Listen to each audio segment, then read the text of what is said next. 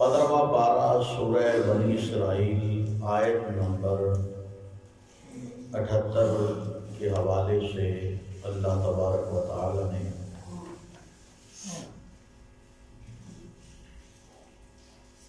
مسلمانوں کے اوپر اسلام میں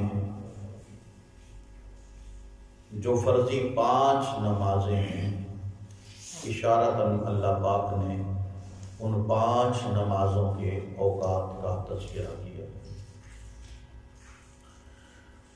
کیونکہ سابقہ دروس کے اندر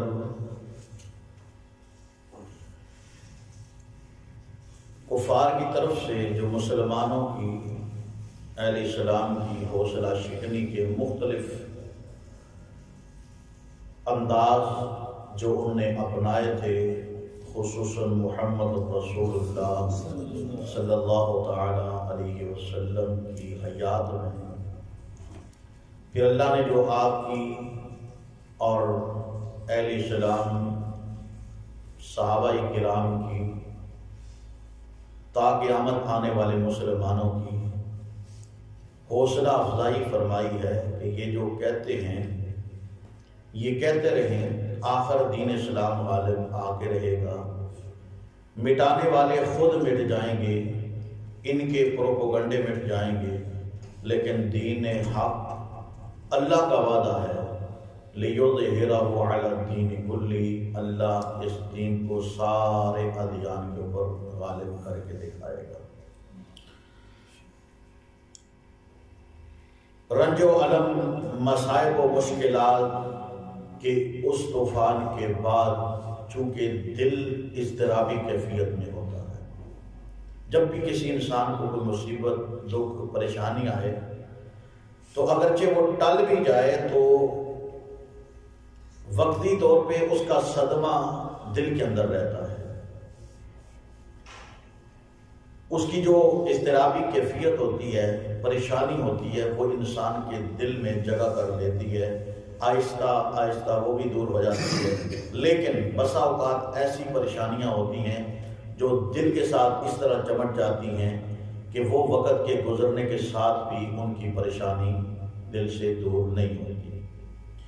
اب ایک انسان دلی طور پہ جو اضطرابی کیفیت کے اندر مبتلا ہے، اللہ پاک نے اس کے لیے ایک نسخہ یقینیہ یہاں پہ بیان کیا ہے، فرمایا کہ نماز قائم کرو گے تو اللہ تمہاری تمام تر پریشانیوں کو دور فرما دے۔ نماز دل کے سکون کا نام ہے، دل کے اطمینان کا نام ہے۔ ہو نماز اور انسان کو دلی سکون نہ ملے، یہ بات سمجھ نہیں آتی، کیونکہ نماز خود امام کائنات جناب محمد رسول اللہ صلی اللہ تعالی علیہ وسلم نے فرمایا کہ قرۃ عینی فی الصلاۃ، نماز تو میری آنکھوں کی ٹھنڈک ہے، اور یہی نماز ہے جس کے بارے قرآن مجید فرما رہا ہے، اللہ نے خود فرمایا اقم الصلاۃ لذکری، نماز پڑھو کیونکہ نماز میرا ذکر ہے۔ اور قرآن ہی اس بات کی وضاحت کرتا ہے الا بذکر اللہ تطمئن القلوب، اللہ کے ذکر سے دل مطمئن ہوتے ہیں، دلوں کی طمانینت، اطمینان، سکون، دلوں کے اندر چین پیدا ہونا، بے سکونی کا دور ہونا، فرمایا یہ اللہ کے ذکر کے ساتھ ہوگا۔ جتنا زیادہ اللہ کا ذکر کرو گے اللہ تمہارے دلوں کو اتنا ہی زیادہ سکون پہنچائے گا، اور نماز اللہ کا ذکر ہے۔ تو اس ذکر کو اگر دلی سکون کے لیے ادا کیا جائے تو یقیناً اللہ پاک انسان کی اس دلی اضطرابی کیفیت کو دور فرما کے اللہ ایک مسلمان اور ایک ایماندار نمازی انسان کے دل میں سکون پیدا کر دیتے ہیں۔ آپ آزما کے دیکھ لیں، بے نماز انسان کو سکون نہیں ہوگا۔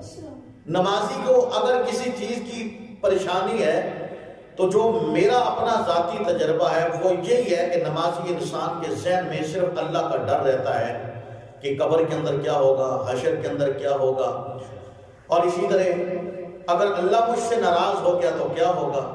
یہ ڈر اسے جینے نہیں دیتا، ہر وقت اس کے اندر ایک الگ سی پریشانی اس صورت میں لگی رہتی ہے کہ اللہ کا خوف اس کے دل میں ہوتا ہے، اللہ کا ڈر اس کے دل میں ہوتا ہے. اور یہی ڈر ہے. رسول اللہ صلی اللہ علیہ وسلم نے فرمایا، صحیح حدیث ہے، نبی علیہ السلام نے فرمایا اللہ کسی ایک انسان کے اندر دو خوف اور دو امن کبھی جمع نہیں کرے گا. دو خوف اور دو امن اللہ کبھی جمع نہیں کر سکتا. اس کی وضاحت کے اندر رسول اللہ صلی اللہ علیہ وسلم نے فرمایا کہ دو خوف کیا مراد؟ جو انسان دنیا میں بھی اللہ سے ڈرتا ہو اور آخرت میں بھی یہ اس کی خوف کی کیفیت ہو، فرمایا کہ یہ دو خوف اللہ کبھی جمع نہیں کرے گا.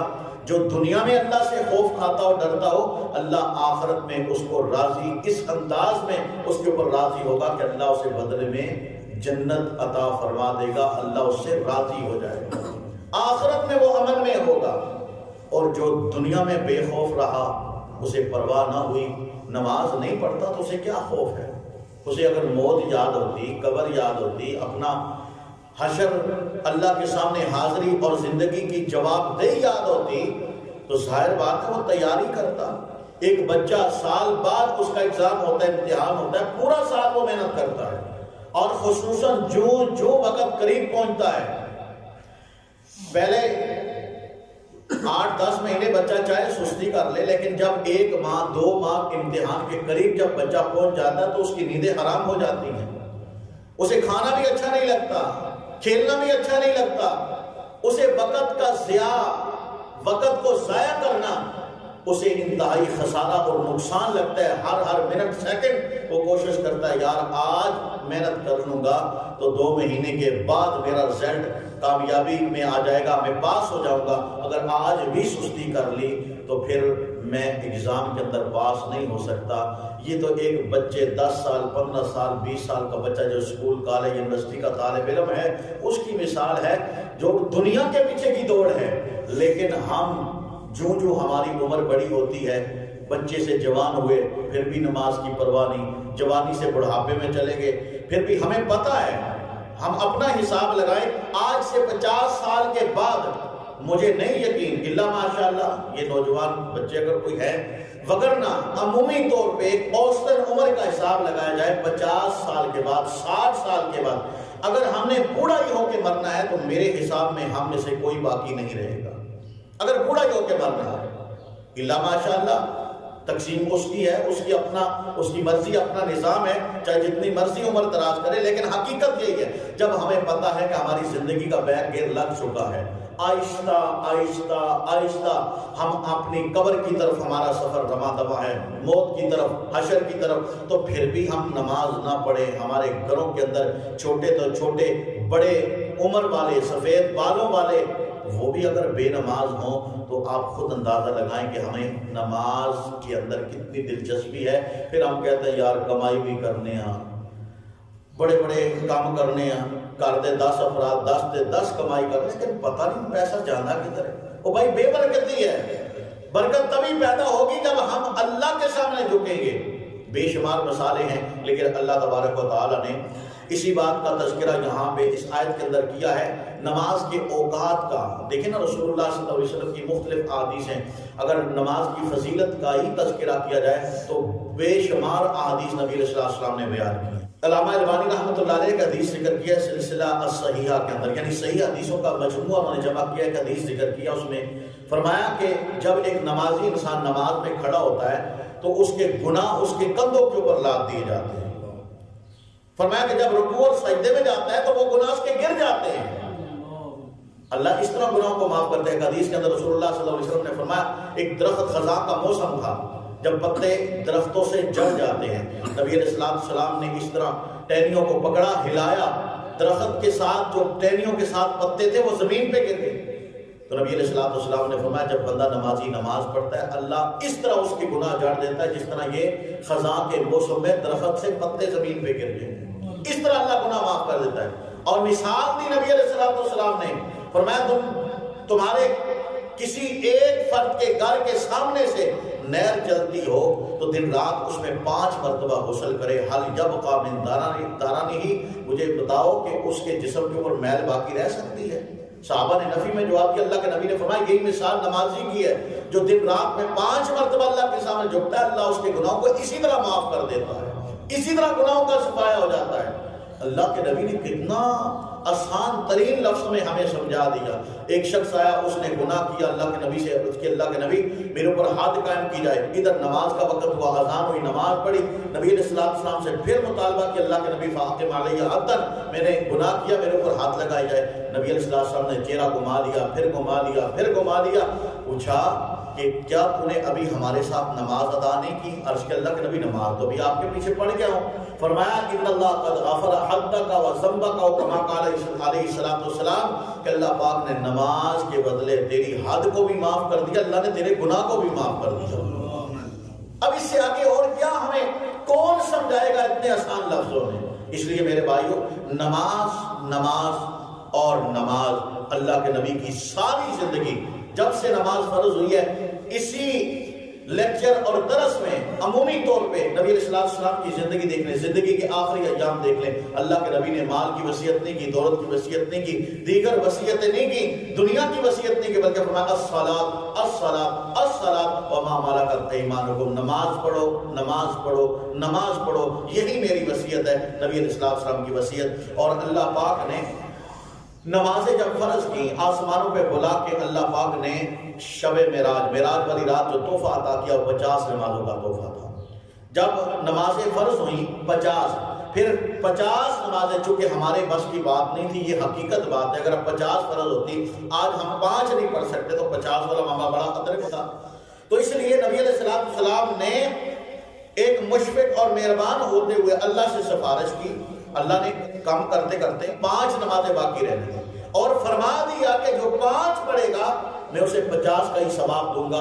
اب 50 نمازوں کے بدلے 5 نمازیں ہیں، لیکن ان کا وقت تعین نہیں تھا کہ کس کس وقت نمازیں ادا کرنی ہیں۔ اس صورت میں اللہ پاک نے یہاں یہ سورہ بنی اسرائیل کی آیت نمبر 78 کے حوالے سے اشارہ ضرور ذکر کیا ہے، فرمایا اقم الصلاۃ لدلوک الشمس الی غسق اللیل، نماز قائم کرو سورج کے زوال سے لے کے سورج کے غروب ہونے یعنی اندھیرا چھا جانے تک۔ مفسرین کرام نے ان لفظوں سے مراد دن کی نمازیں اور رات کی نماز ما سوائے فجر کی نماز کے 4 نمازیں مراد لی ہیں، یعنی ظہر کی نماز بھی اس میں بھی آتی ہے چونکہ دن کی نماز ہے، اسی طرح عصر کی نماز بھی دن کی نماز ہے، وہ بھی اس آیت کے زمرے میں آتی ہے۔ فرمایا الی غسق اللیل، رات کے مکمل چھا جانے تک۔ فرمایا مغرب کی نماز بھی اسی رات کے زمرے میں آتی ہے کیونکہ وہ رات کا پہلا پہر ہے، اور فرمایا کہ رات کے چھا جانے مراد اس سے کیا ہے کہ فجر کی نماز سے پہلے یا تہجد کی نماز سے پہلے عشاء کی نماز ہے، اول وقت میں پڑھو یا آخر وقت میں پڑھو۔ ان لفظوں سے مفسرین کرام نے دن اور رات کی 4 نمازیں، دن کی ظہر، دن کی عصر، شام کی مغرب اور رات کی عشاء، یہ 4 نمازیں مراد دی ہیں۔ اور الگ طور پہ اللہ پاک نے فجر کا ذکر کیا، فرمایا قرآن الفجر، یہاں قرآن سے مراد نماز ہے، یعنی فجر کی نماز۔ بس اوقات قرآن مجید میں اشارے موجود ہیں، اللہ پاک نے کبھی نماز کو تسبیح کے نام سے ذکر کیا ہے، کبھی سجدے کے نام سے ذکر کیا ہے، کبھی رکوع کے نام سے ذکر کیا، کبھی حمد کے نام سے ذکر کیا، مختلف الفاظ ہیں۔ یہاں اللہ پاک نے نماز فجر کو قرآن کے نام سے یہاں پہ ذکر کیا ہے کہ فجر کے وقت بھی تم نماز ادا کرو، کیوں؟ ان قرآن الفجر کان مشہودا، کہ فجر کی نماز کا وقت ایسا وقت ہے کہ اس وقت فرشتوں کی حاضری ہوتی ہے، حاضر ہونے کا وقت ہے۔ اس کے متعلق مختلف احادیث ہیں، صحیح البخاری، صحیح مسلم، دیگر کتب احادیث کے اندر بارکہ نبی علیہ السلام نے جب یہ قرآن کی آیت نازل ہوئی اول دور میں اسی طرح تھا، پھر آہستہ آہستہ جناب جبرائیل علیہ السلام آئے، آپ نے نبی علیہ السلام کو 2 مرتبہ باجماعت نماز ادا کروائی ہے۔ مقتدی رسول اللہ صلی اللہ علیہ وسلم ہے اور امام جناب جبرائیل علیہ السلام ہے۔ کتنا پیارا وہ ماحول ہوگا کہ نبی علیہ السلام کس کی ابتدا میں؟ جناب جبرائیل کی ابتدا میں نماز ادا کریں۔ یہ ٹریننگ دی جا رہی ہے۔ فضیلت وہ اگلا معاملہ ہے کہ فضیلت، لیکن ٹریننگ اور تربیت دی جا رہی ہے اللہ کی طرف سے۔ نمائندہ جناب جبرائیل علیہ السلام بن کے آئے، آپ نے نماز کا اول وقت اور نماز کا آخر وقت. یہ سنن ابو داؤد کے اندر حدیث آتی ہے, جامع ترمذی کے اندر حدیث آتی ہے, دیگر کتابوں میں یہ حدیث موجود ہے کہ جناب جبرائیل علیہ السلام پہلے وقت ایک دن آئے, پہلے وقت میں نماز ادا کروائی. زور کی نماز پہلے وقت میں جب وقت شروع ہوتا ہے, آپ دیکھیں ٹائم ٹیبل کے حساب سے یہ نقشہ اوقات ہوتا ہے, اس کے حساب سے ایک وقت شروع کا ہے, ایک وقت ختم ہونے کا ہے. یعنی نماز زور کا وقت اگر مثال کے طور پہ 12:10 پہ ٹائم ہے تو اس کا انتہا وقت, ابتدا وقت اور انتہا وقت یہ کس وجہ سے ہے کہ رسول اللہ صلی اللہ علیہ وسلم کے پاس جناب جبرائیل آئے, پہلے وقت میں بھی زور کی نماز پڑھائی اور دوسرے دن آخری وقت میں زور کی نماز پڑھائی. اسی طرح عصر کی نماز پہلے دن پہلے وقت میں, دوسرے دن آخری وقت میں, مغرب کی نماز, عشاء کی نماز, فجر کی نماز, تمام تر نمازیں. اور نبی علیہ السلام کو یہ کہا گیا کہ اللہ کے نبی یہ جو نماز کے اوقات ہیں ان کے درمیان آپ کی امت کے نمازیوں کے نماز کے اوقات ہیں کہ جب بھی پڑھیں اللہ ان کی نماز کو قبول فرما لیں گے. اب ان اوقات سے ہٹ کے اگر نماز کا وقت گزر جائے, یعنی انتہا وقت بھی گزر جائے, اس وقت نماز قضا کے زمرے میں آتی ہے. پہلے وقت میں پڑھو وہ زیادہ ثواب ہے, کیونکہ حدیث کے اندر یہ مسئلہ موجود ہے. نبی علیہ السلام سے پوچھا گیا اللہ کے نبی کون سا عمل افضل ہے؟ نبی علیہ السلام نے فرمایا الصلاۃ فی اول وقتہا, نماز کو پہلے وقت میں پڑھنا. ہم دوسرے وقت میں پڑھنے والے کے لیے ہم کوئی objection نہیں لگا سکتے کہ تیری نماز ہوئی کوئی نہیں. بسا اوقات نا ہمارے نمازی جلد بازی میں آ جاتے, لو جی اوتھے تے اینی دیر لیٹ نال اذان ہوتی, اینی دیر جماعت ہوتی. او بھائی وہ بھی نماز کا وقت شریعت کے مطابق ہے. اگر ہم پہلے وقت میں پڑھتے ہیں تو پہلے وقت میں اس لیے پڑھتے ہیں کہ اللہ کے نبی نے پہلے وقت میں نماز پڑھنا زیادہ ثواب کا باعث بتایا ہے, ہم اس لیے پہلے وقت میں پڑھتے ہیں. اگر ہماری نماز بھی تاخیر ہو جائے تو ہمارے لیے جواز موجود ہے احادیث کے اندر کہ پہلے وقت میں بھی نماز پڑھ سکتے ہو, آخری وقت میں بھی پڑھ سکتے ہو, لیکن پہلے وقت میں پڑھنا زیادہ ثواب ہے. تو اللہ تبارک و تعالیٰ نے اس لیے فرمایا, حدیث کے اندر آتا ہے رسول اللہ صلی اللہ علیہ وسلم نے فرمایا کہ اب تقسیم ہو رہی, یہ تو وقت ہو چکا اس طرح. اب نبی علیہ السلام نے مختلف احادیث کے اندر نمازوں کے اوقات کو تقسیم کیا, جس طرح جناب جبرائیل علیہ السلام کی امامت والی حدیث ہے. اسی طرح حدیث کے اندر نماز کے فضائل کے متعلق نبی علیہ السلام نے فرمایا, صحیح مسلم کی روایت ہے, اللہ کے نبی نے فرمایا الصلاۃ الخمس والجمعۃ الی الجمعۃ ورمضان الی رمضان مکفرات ما بینہن. نبی علیہ السلام نے فرمایا ایک نماز سے لے کے دوسری نماز تک اور ایک جمعہ سے لے کے دوسرے جمعے تک, رمضان ایک مہینے سے لے کے آئندہ آنے والے رمضان کے مہینے تک, فرمایا مکفرات ما بینہن, درمیان کا جتنا عرصہ ہے جو ان کا حق ادا کرتا ہے, یعنی 5 وقت کی نماز ادا کرتا ہے, زور کی ادا کی, پھر عصر کے انتظار میں, اللہ فرماتے ہیں زور اور عصر کے درمیان کے جتنے گناہ ہیں اللہ کے نبی نے فرمایا اللہ اس کے گناہ معاف فرما دیتے ہیں. ایک شخص جمعہ ادا کرتا ہے اور آئندہ جمعے کے انتظار میں وہ رہتا ہے, فرمایا کہ 2 جمعوں کے درمیان جتنے گناہ ہیں اللہ پاک اس کے گناہوں کو معاف فرما دیتے ہیں. اسی طرح فرمایا رمضان کے روزے ایک شخص رکھتا ہے, آئندہ آنے والے سال کا انتظار ہے, فرمایا آئندہ بھی روزے رکھتا ہے, درمیان کے پورے سال کے جتنے گناہ, صغیرہ گناہ مراد ہیں, کبیرہ گناہ بغیر توبہ کے معاف نہیں ہوتے, اللہ کے نبی نے فرمایا جتنے گناہ ہیں سال بھر کے اللہ پاک رمضان کے روزوں کی برکت کے سے اسے معاف فرما دیتے ہیں. فرمایا اذا جتونے والکبائر, جب کبیرہ گناہوں سے انسان پرہیز کرے گا. اسی طرح ایک نہیں 20 احادیث ہے, سینکڑوں احادیث ہے نماز کی عظمت اور نماز کی فضیلت کے حوالے سے. لیکن آخری باتیں اس آیت کے حوالے سے کرنا چاہتا ہوں کہ نبی علیہ السلام کو فرمایا گیا وقرآن الفجر, یعنی کہ تو زوال سے لے کے آپ رات کے چھا جانے تک نمازیں ادا کرو, اور اسی طرح میں قرآن الفجر, فجر کی نماز ادا کرو, جس کے اندر ہماری بہت زیادہ سستی ہے, ہماری کوتاہی ہے کہ ہم فجر کی نماز پہلے تو سوئے گزار دیتے ہیں, اگر اٹھ بھی جائیں آنکھیں ملتے ملتے پھر سو جاتے ہیں, پھر اٹھتے ہیں, پھر جناب گھر کی چارپائی بیٹھ کے قریبی مصلی بچھا کے ہم کہتے ہیں اسی نماز ادا کر لیں گے. پوری ذخیرہ حدیث سے ایک حدیث بھی ایسی آپ تلاش کر لیں، سرچ کر لیں، نیٹ کا دور ہے، جدید دور ہے، کوئی حدیث ایسی کہ نبی علیہ السلام نے اپنے کسی صحابی کو رخصت دی ہو کہ گھر کے اندر تم نماز ادا کر لیا کرو، چلو کوئی بات نہیں، تم گھر کے اندر ہی نماز ادا، نہیں، اللہ کے نبی نے منع فرمایا ہے۔ اور نبی علیہ السلام نے یہاں تک وعید سنائی کہ میرا دل کرتا ہے کہ میں اپنے مصلی کے اوپر کسی اور کو کھڑا کر دوں اور خود جا کے ان کے گھروں کو آگ لگا دوں جو مسجد کے اندر نماز کے لیے حاضری نہیں دیتے۔ اس سے آگے اللہ کے نبی نے پتھر کھائے دعائیں دی، گالیاں سنی دعائیں دی، مارے کھائیں دعائیں دی، الزام برداشت کیے دعائیں دی، سب کچھ کر کے دعائیں دی، لیکن نماز کا وہ معاملہ ہے کہ نبی علیہ السلام سے بھی برداشت نہ ہوا۔ اللہ کے نبی نے فرمایا مسجد کیوں بناؤ؟ نبی علیہ السلام نے فرمایا میرا دل کرتا ہے جو مسجد کا حق ادا نہ کرے، مسجد میں نماز ادا کرنے کے لیے نہ آئے۔ یہ نہیں کہا کہ چلو میں دیکھوں گا کہ جو گھروں میں پڑھتے ہیں ان کو چھوڑ دوں گا، باقیوں کے گھروں کو آگ لگا دوں گا، نہیں، مسجد کا حق ہے۔ جب مسجد سے آوازہ بلند ہوتا ہے حی علی الصلاۃ حی علی الفلاح، آؤ نماز کی طرف، آؤ کامیابی کی طرف، اللہ کے نبی نے فرمایا حق بن جاتا ہے، حق ہے، ذمہ داری ہے کہ جو سنتا ہے وہ مسجد کے اندر آئے، چاہے آنکھوں سے نابینا ہی کیوں نہ ہو۔ عبداللہ بن ام مکتوم نے اللہ کے نبی سے مسئلہ پوچھا تھا، اللہ کے نبی دور کا سفر ہے، راستہ دشوار ہے، پریشانی ہے، رہنما کوئی نہیں، کوئی میری ہاتھ کی انگلی پکڑ کے مجھے مسجد تک لانے والا کوئی نہیں، پتھریلی علاقہ تھا، آپ کو پتہ ہے وہاں پہ حالات کس طرح کے تھے۔ تو نبی علیہ السلام سے مسئلہ پوچھا، اللہ کے نبی کیا میں ان حالات میں گھر میں نماز ادا کر سکتا ہوں؟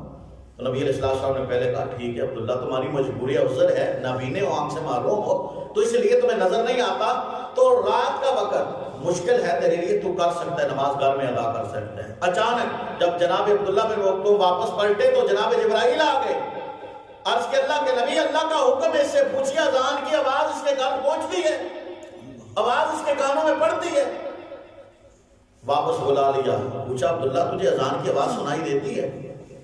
رسول اللہ صلی اللہ علیہ وسلم سے عرض کہ اللہ کے نبی اذان تو میں سن لیتا ہوں۔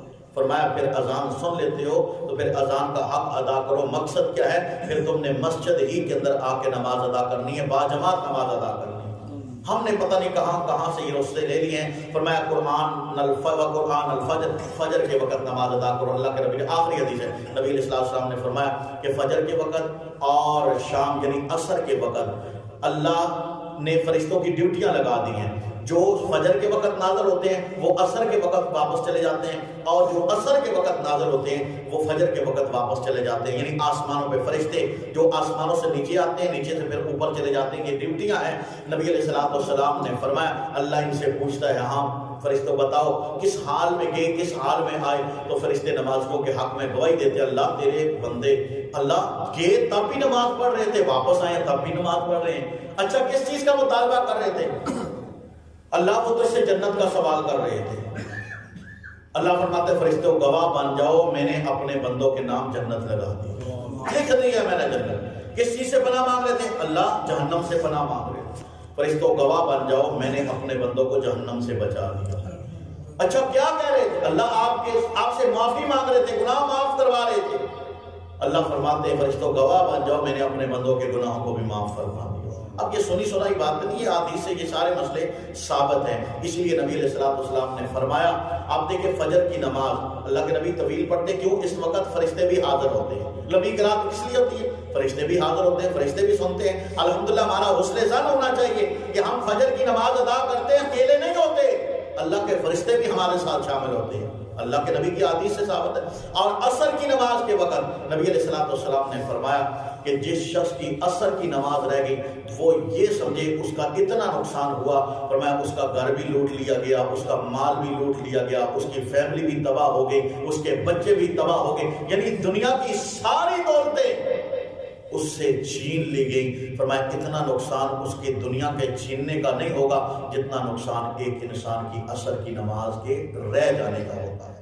اللہ سے دعا ہے اللہ ہمیں اپنا محاسبہ کر کے اپنے بھی اور اپنے گھر والوں کو اصلاح